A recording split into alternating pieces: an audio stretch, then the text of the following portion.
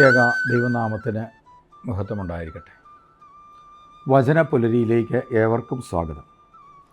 വിശുദ്ധ മത്തായിയുടെ സുവിശേഷം 6-ാം അധ്യായത്തിൻ്റെ 6-ാമത്തെ വാക്യം. നീ പ്രാർത്ഥിക്കുമ്പോൾ നിൻ്റെ മുറിയിൽ കടന്ന് കതകടച്ച് രഹസ്യമായി നിൻ്റെ പിതാവിനോട് പ്രാർത്ഥിക്കുക. രഹസ്യങ്ങൾ അറിയുന്ന പിതാവ് നിനക്ക് പ്രതിഫലം നൽകും. പ്രിയമുള്ളവരെ, നമ്മളെല്ലാവരും പ്രാർത്ഥിക്കുന്നവരാണ്.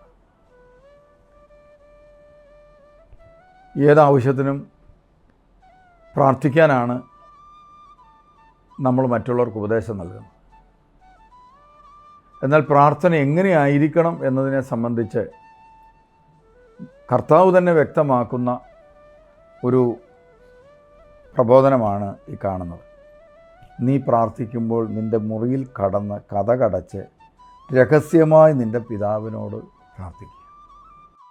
ചുരുക്കി പറഞ്ഞാൽ, നമ്മുടെ ഹൃദയവും ദൈവത്തിൻ്റെ ഹൃദയവും തമ്മിൽ ഒന്നാകാൻ പറ്റുന്ന ഒരു നല്ല അവസരമാണ് നമ്മുടെ വ്യക്തിപരമായ പ്രാർത്ഥന.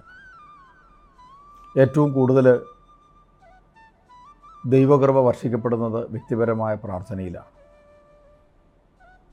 നമ്മുടെ ഏകാന്തതയിൽ, നമ്മുടെ ഒറ്റപ്പെടലുകളിലേക്ക് ദൈവത്തെ ക്ഷണിച്ചു വരുത്താൻ സാധിക്കുക എന്ന് പറയുന്ന വലിയൊരു കാര്യമാണ്. ഈ അടുത്ത കാലത്ത് ഫ്രാൻസിസ് മാർപ്പാപ്പായുടെ ഒരു പ്രസംഗം ഞാൻ കേൾക്കാനിടയായി. അതിൽ ഇപ്രകാരം പറഞ്ഞു: നിങ്ങൾ പ്രാർത്ഥിക്കുമ്പോൾ കൂടുതൽ വാചാലമാകാതെ ഹൃദയത്തിൽ നിന്ന് പ്രാർത്ഥിക്കുക. നിങ്ങളുടെ പ്രാർത്ഥന ഹൃദയത്തിൽ നിന്നായിരിക്കട്ടെ. നമ്മുടെ പ്രാർത്ഥനകളൊക്കെ ചിലപ്പോഴെങ്കിലും ജൽപ്പനങ്ങളായി പോകാറുണ്ട്. വളരെ സ്നേഹപൂർവ്വം ആത്മാർത്ഥതയോടെ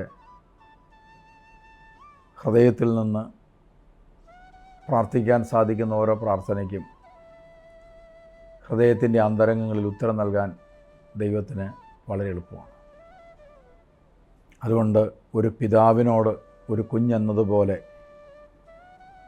ദൈവവുമായിട്ടുള്ള സംസർഗത്തിൽ എത്തിച്ചേരാൻ സാധിക്കുന്ന ഒരു മനോവിനയം ആത്മാർത്ഥമായി കാത്തു സൂക്ഷിക്കാൻ പരിശ്രമിച്ചാൽ പ്രാർത്ഥന കൂടുതൽ ഫലവത്തായി തീരുവാനും അത് നമ്മുടെ സ്വസ്ഥതയ്ക്കും സമാധാനത്തിനും കാരണമായി തീരുവാനും ഇടയായി തീരും. ദൈവം നിങ്ങളെ അനുഗ്രഹിക്കട്ടെ.